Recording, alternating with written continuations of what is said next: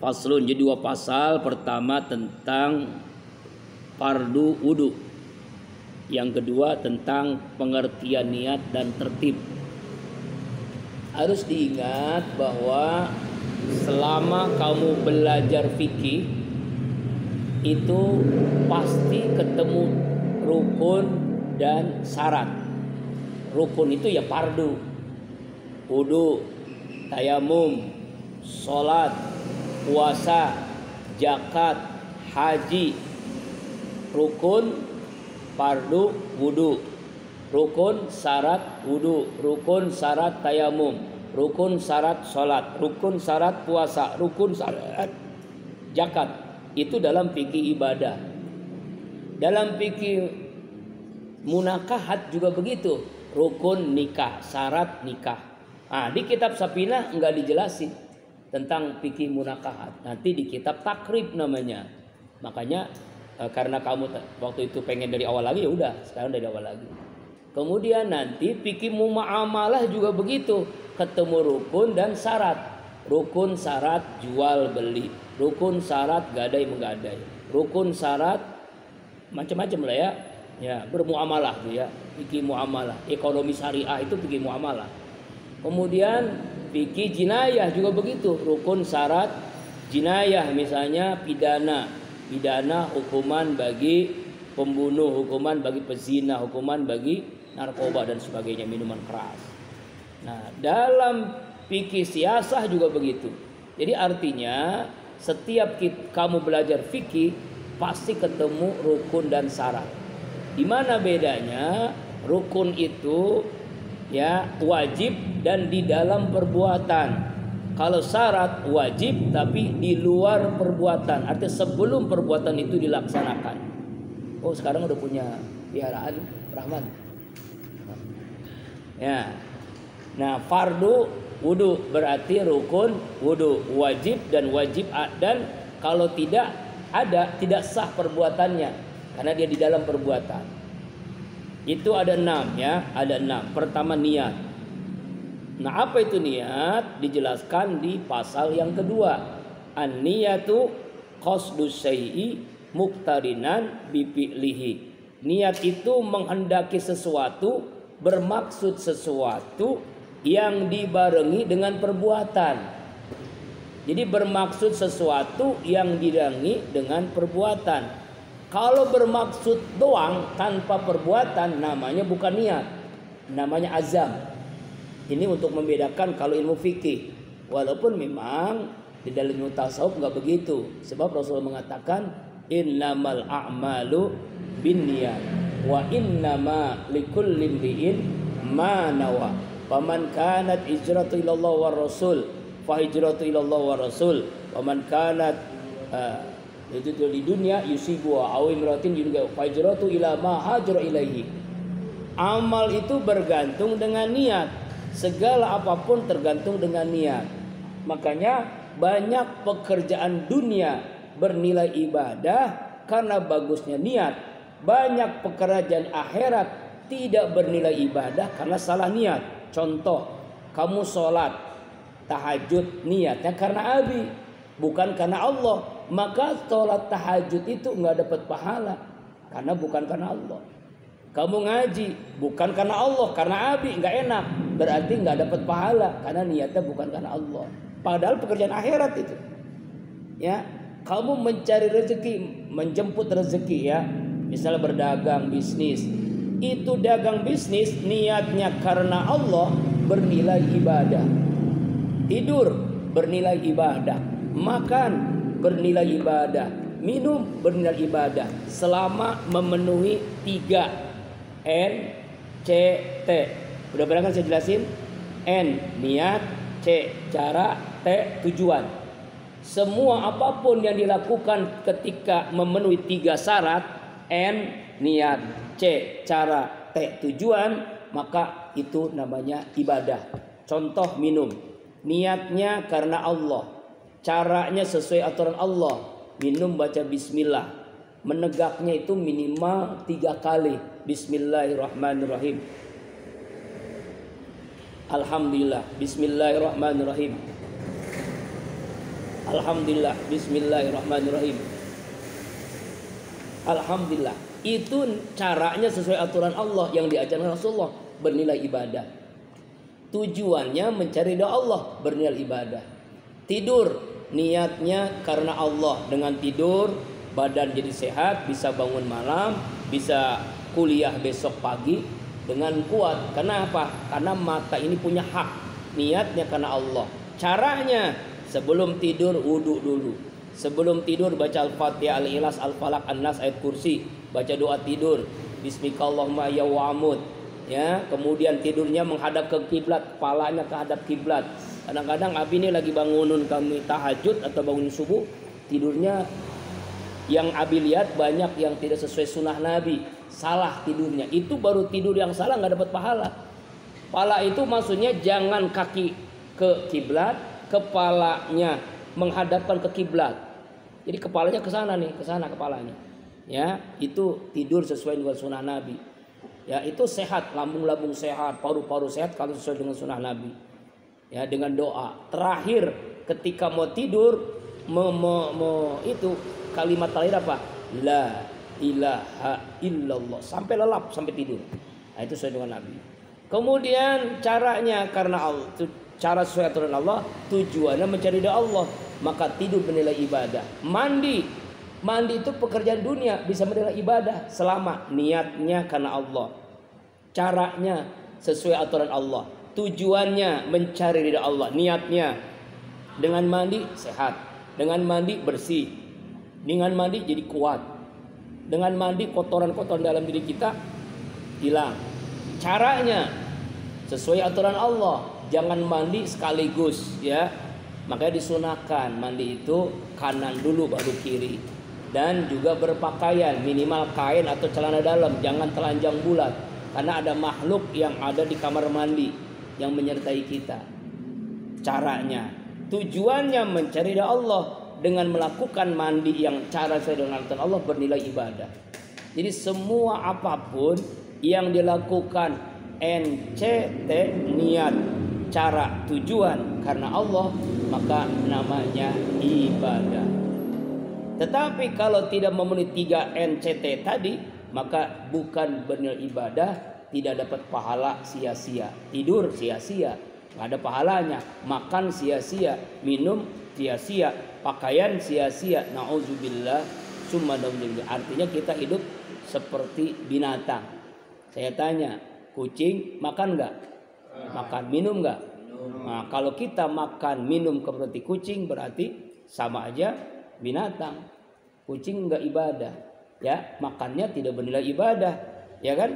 Kenapa? Karena memang beda dengan kita manusia yang diakali akal dan hidayah Allah. Nah, rukun wudu kembali lagi ada 6, itu niat. Makanya pentingnya perbuatan niat. Jadi niat itu adalah menghendaki sesuatu, bermaksud sesuatu yang disertai dengan perbuatan. Jadi berbarengan niat itu. Wa hamalul qalbu, dan letaknya di hati. Jadi niat itu di hati. Wa talaffuzu bihi sunnatun.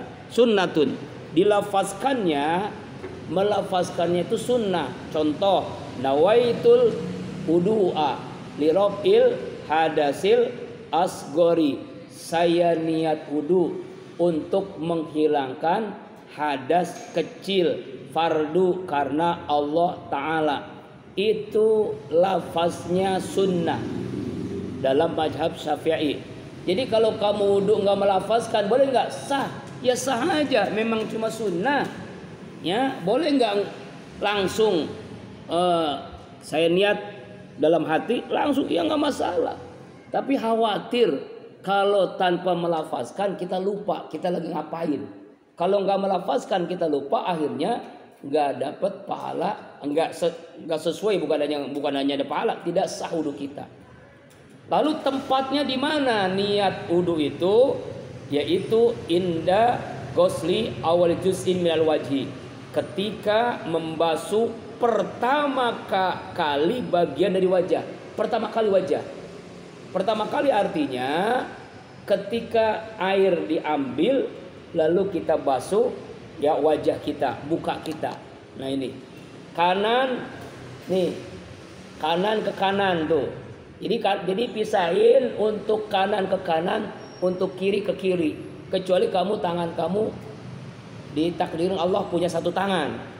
Ya begini nih wudu nih. Ketika ngambil air wudu, airnya itu kucurnya nih kadang-kadang anak-anak, namanya anak-anak masih belum jelas. Kamu nih tolong diingetin. Wudu itu airnya itu ngucurnya tuh jangan sampai banyak begitu. Memang kita belum punya keran untuk wudu khusus. Harusnya memang dikecilin itu ya. Jadi itu tuh netesnya tuh sedikit.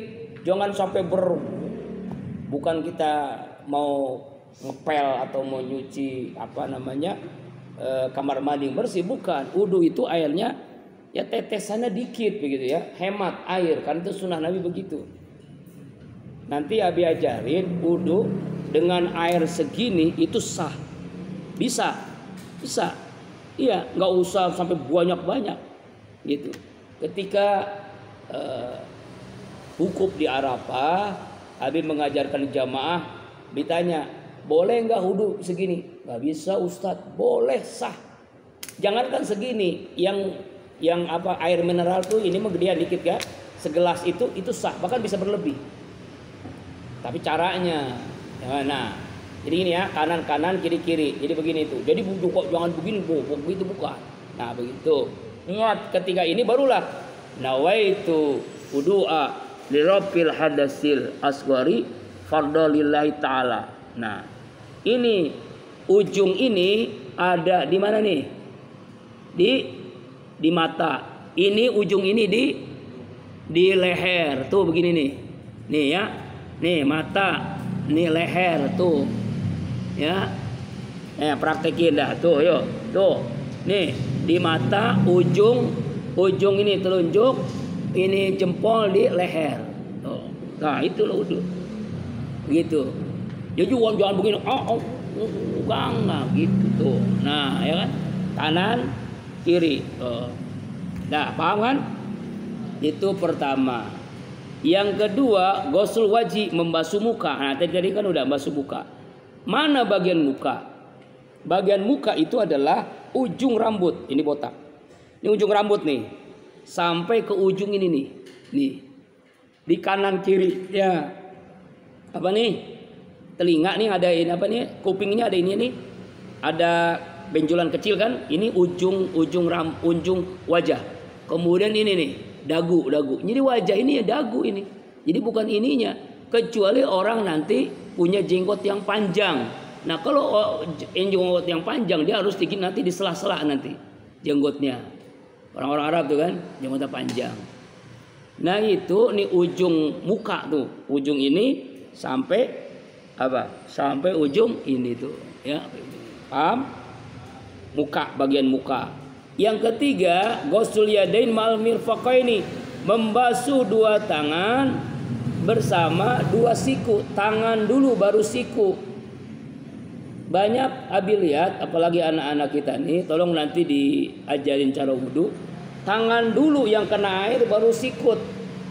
Kadang-kadang banyak anak-anak itu sikut dulu yang kena baru tangan. Itu salah. Walaupun sah, tapi tidak sempurna, tidak sesuai sunnah. Karena tidak pernah diajarkan. Ayatnya itu kan, ya kan, ghusl yadain ilal mirfaqaini. Ya, jadi tangan dulu baru sikut, ya, tangan dulu baru sikut. Yang pernah belajar silat, siapa yang pernah belajar silat? Ini kan begini kan, tuh kan, dia kan tangan dulu kan, tangan baru sikut, bukan sikut dulu yang kena air, tangan dulu. Nah, dan dibasuh sama dengan muka. Muka itu dibasuh, tangan juga dibasuh. Namanya dibasuh, air dengan tangan kita berbarengan. Air dengan tangan kita berbarengan, tuh digituin. Jadi, nah kanan kiri juga begitu, dibarengin. Itu namanya membasuh. Kemudian yang keempat, masusai iminar. Nah ini baru beda nih yang keempat nih, bukan membasuh. Kalau membasuh, menggosok, artinya menggosok itu menggosok. Jadi antara tangan dengan air menyatu. Tapi kalau yang keempat ini menyapu. Menyapu itu artinya apa sih? Mengusap. Mengusap sesuatu dari kepala. Kepala itu mana? Depan kepala, tengah kepala, belakang kepala. Itu kepala sesuatu. Makanya ya kita boleh nih cara wudhu ya, misalnya kepala tuh, air itu kenain air, airnya dibuang, kena air, airnya dibuang. Beda dengan muka. Kalau muka kan airnya kena, tangan kan nyatu. Tapi kalau kepala airnya dibuang. Setelah dibuang, satukan aja langsung ke telinga. Sah nggak? Sah. Begitu. Ya. Kalau pengen satu-satu juga boleh. Kepala dulu, ambil lagi nanti buat telinga. Begitu boleh. Ya, kepala itu kalau bisa untuk dapat pahala sunnah yaitu seluruhnya dari depan sampai belakang. Makanya sekalian telinga, air dapat semuanya. Depan airnya dibuang, depan belakang begitu. Ya, dapat dua-duanya. Enggak usah ngambil air lagi, udah susah. Udah sah. Tapi kalau kamu ngambil air lagi juga nggak masalah. Ya, itu. Nah, itu namanya karena memang telinga itu bukan rukun. Telinga itu hanya sunnah. Ya, kalau kepala rukun. Sebagian juga boleh, depan-depannya doang boleh, tengahnya doang boleh, belakangnya juga boleh. Cuma untuk dapat pahala sunnah kita mengusapnya itu seluruhnya. Yang kelima, meghoslur rijlaini, membasuh dua kaki. Ma'al ka'bain, bersama dua mata kaki.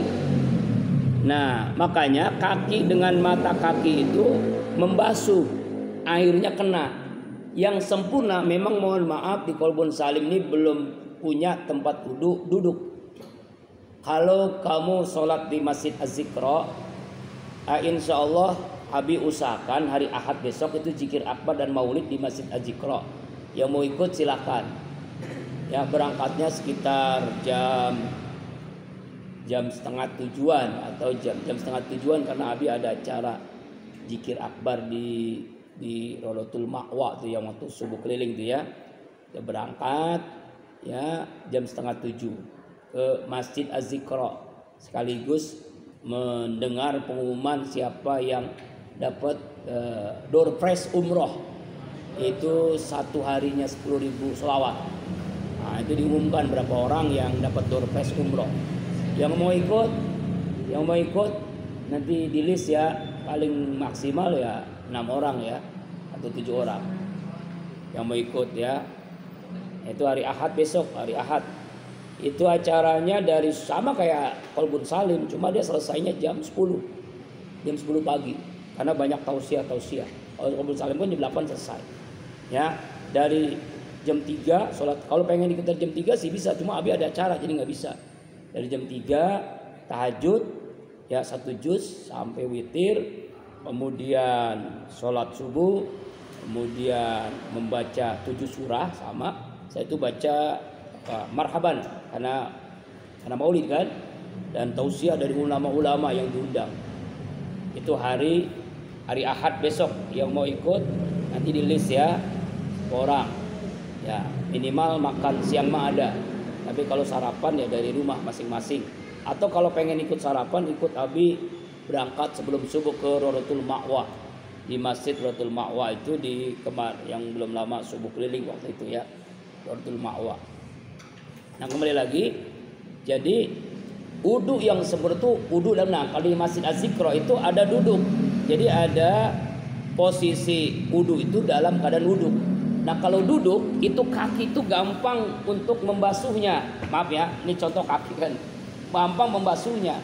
Tapi kalau berdiri bisa nggak jatuh kita. Di Masjidil Haram, di Masjid Nabawi dan di masjid di Arab, dan Nabi juga pernah ke Libya, itu wudunya nggak ada posisi wudu seperti kita berdiri, semuanya duduk. Kecuali di hotel. Jadi posisi wudunya posisi duduk. Sama dengan posisi pipisnya itu jongkok, bukan pipis berdiri. Ya, itu kayak begitulah. Makanya pentingnya Wudu duduk itu supaya sempurna, kakinya itu sempurna, membasuhnya lebih sempurna. Ya. As-sadis yang keenam at-tartibu tertib. Apa itu tertib? Tertib adalah alla yuqaddama udwun ala udwin. Tidak boleh mendahului anggota wudu atas anggota yang lain. Maksudnya begini. Ya, tertib itu berurutan. Kita pengen cepat wudu. Pengen tangan dulu baru muka. Pengen kaki dulu baru kepala. Nggak sah. Namanya nggak berurutan. Nggak berurutan. Sama dengan kamu anak-anak kita nih, TPA nih, nggak mungkin langsung ke Quran. Prosesnya Iqra 1, 2, 3, 4, 5, 6. Setelah itu juz amma 2 kali, Al-Quran, ya, baru Al-Quran, baru tahsin, baru tajwid, baru tahfiz. Jadi berurutan. Sama dengan kitab-kitab yang dipelajari ini. Fikihnya mula-mula ini masih dasar ya. Safinah, menengah, takrib, lebih menengah lagi Fathul Qorib, lebih menengah lagi Kifatul Akhyar, lebih tinggi lagi baru nanti namanya Fathul Mu'in. Itu lebih tinggi lagi Fathul Mu'in. Itu lebih lengkap lagi. Apalagi kitab yang ada di sini nih, Subulus Salam.